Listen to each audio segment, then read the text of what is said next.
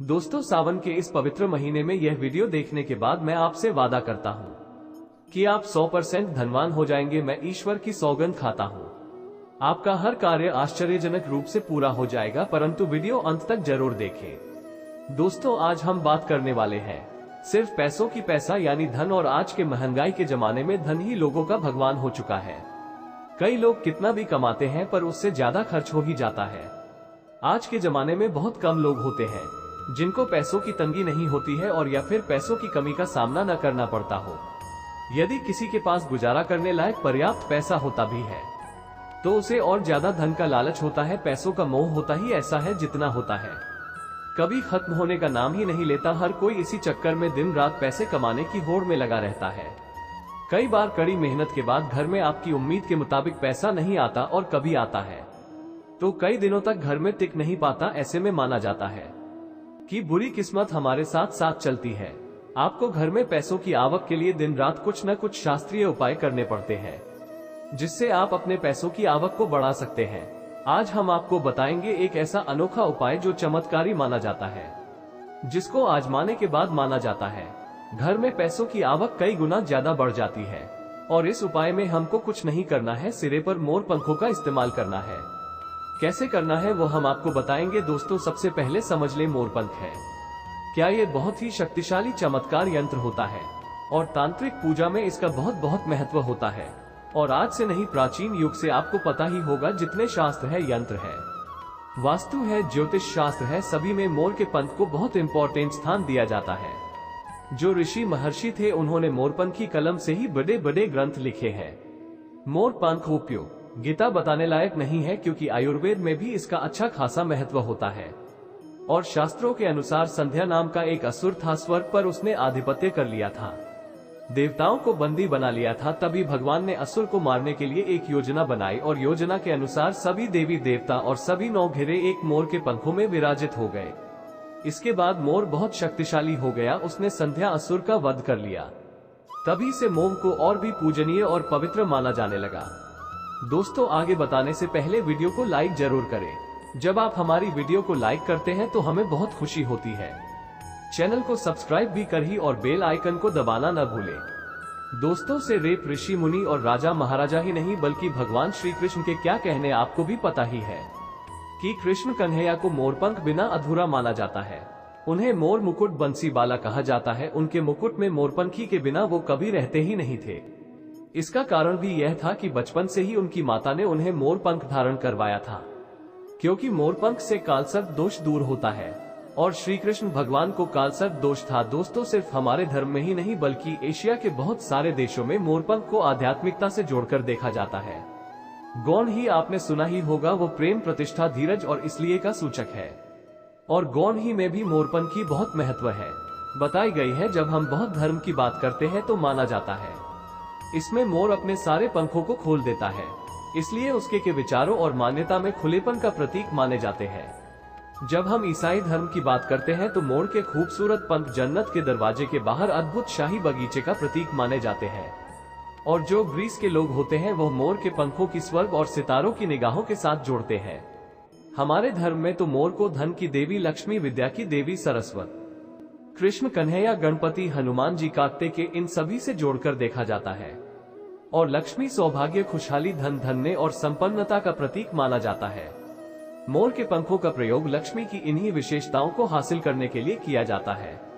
और मोर पंख को बांसुरी के साथ आप अपने घर में रखते हैं तो रिश्तों में प्रेम का रस घोल जाता है। हमारा घर एक मंदिर की तरह होता है।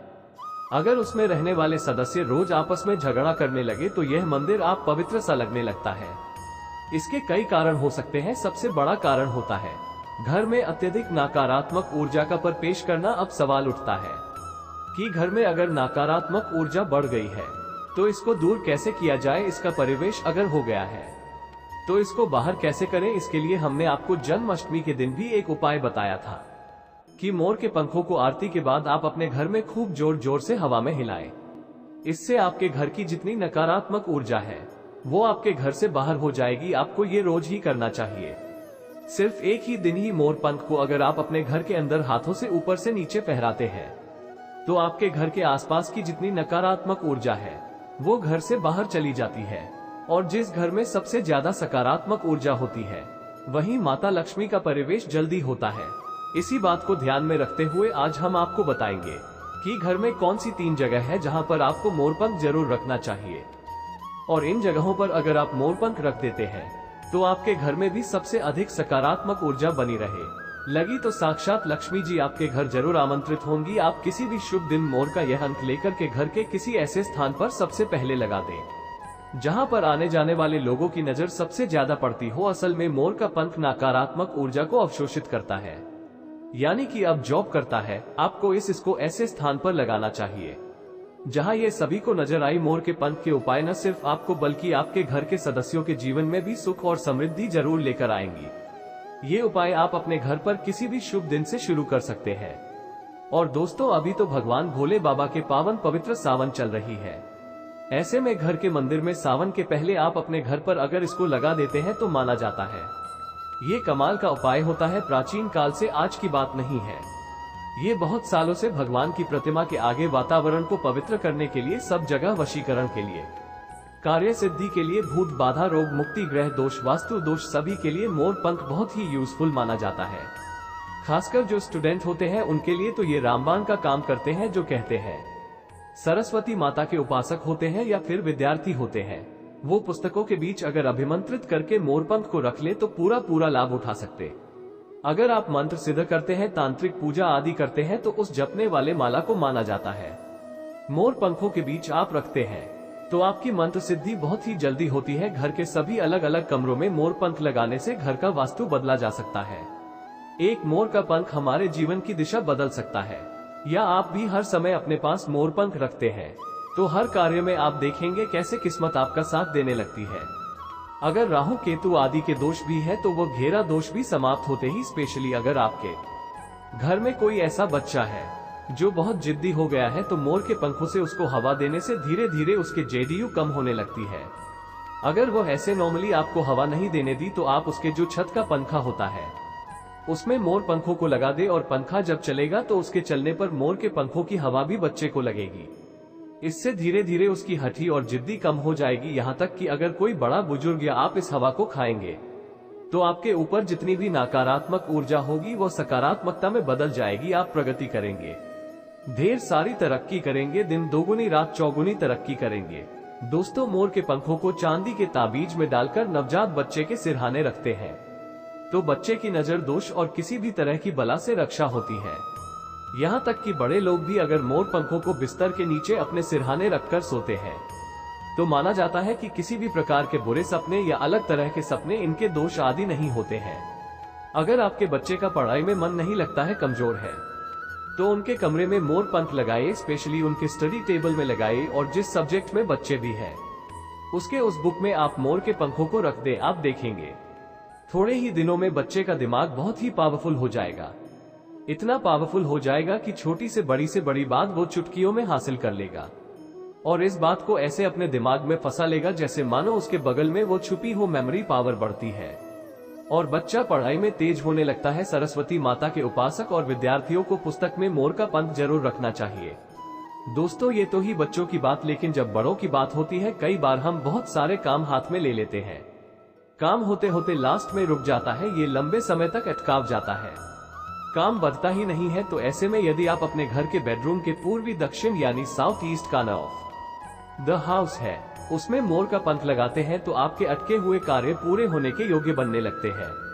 घर में अगर पैसों की बरकत नहीं होती है, धन आता है रुकता नहीं है, तो इसी कोण में यदि दक्षिण पूर्व कोर्ट में आप इसको लगा देते हैं तो घर में बरकत बढ़ती है और अचानक कष्ट जो आते हैं या एक्सीडेंट जैसे अचानक जो प्रॉब्लम आती है उन सब से आपको मुक्ति मिलती है। आप चाहे तो आपका जो घर है या फिर दुकान की जो दक्षिण पूर्वी दिशा है वहां पर मोर का पंख स्थापित करते हैं, और व्यापारिक स्थल में अगर आप इसको स्पेशल स्थापित करते हैं तो आपके घर में कभी भी पैसों की कमी नहीं होती। आप चाहे तो अपनी जेब में ये डायरी में मोर का पंख रखें, इससे भी आपको राहु दोष प्रभावित नहीं करता। और मनचाहा पैसा कमाने के बाद भी अगर पैसा नहीं टिकता है तो आपके घर के साउथ ईस्ट कॉलम में मोर पंख जरूर लगाना चाहिए। एक और फायदा होता है मोर का पंख घर में लगाने से मुझे होता है कि घर में अगर आपके आसपास सांपों का डेरा है तो माना जाता है घर में सांप प्रवेश नहीं करता। अक्सर आपने देखा होगा आपकी पत्नी या आपका बच्चा, यह आपकी बेटी साहब से डर जाती है।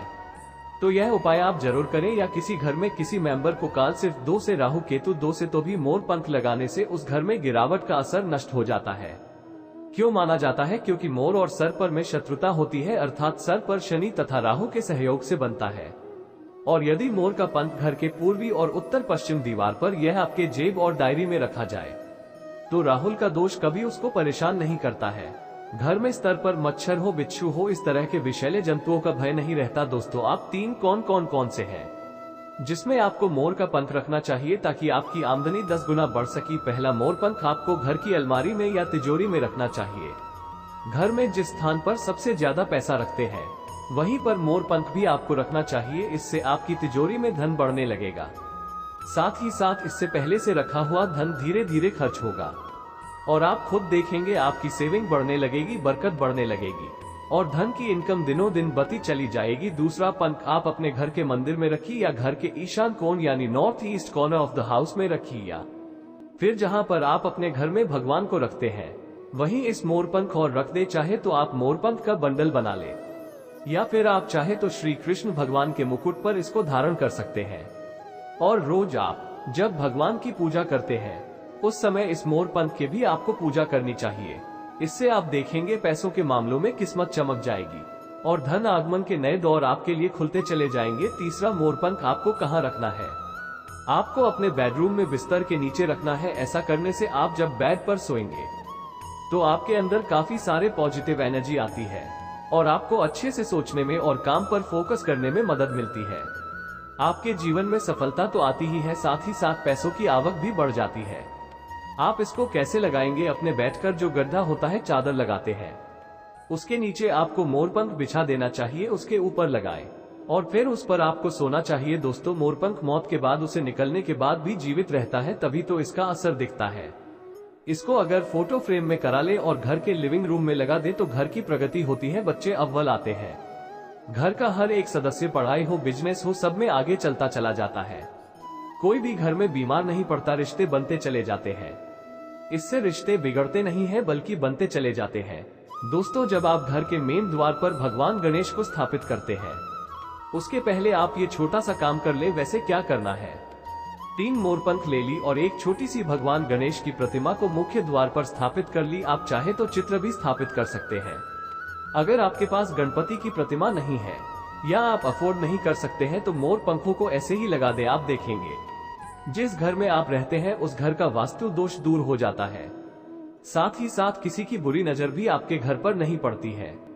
दोस्तों को लोग अक्सर कहते हैं कि ऐसे गणपति की प्रतिमा लगाने चाहिए कि मुख्य द्वार के आगे और पीछे सेम साइज की गणपति की प्रतिमा होनी चाहिए। हम आपको बता दें, ऐसा कुछ भी सच नहीं है, ये सिर्फ एक भ्रांति है जो कुछ साल पहले फैला दी गई थी कि जहां भी मूर्ति लगाए गणपति देव की, वहां पर आपको आगे और पीछे गणपति देव की सेम साइज की मूर्ति लगानी चाहिए, क्योंकि गणपति देव की पीठ में दरिद्रता का वास होता है। ऐसा कुछ भी नहीं है।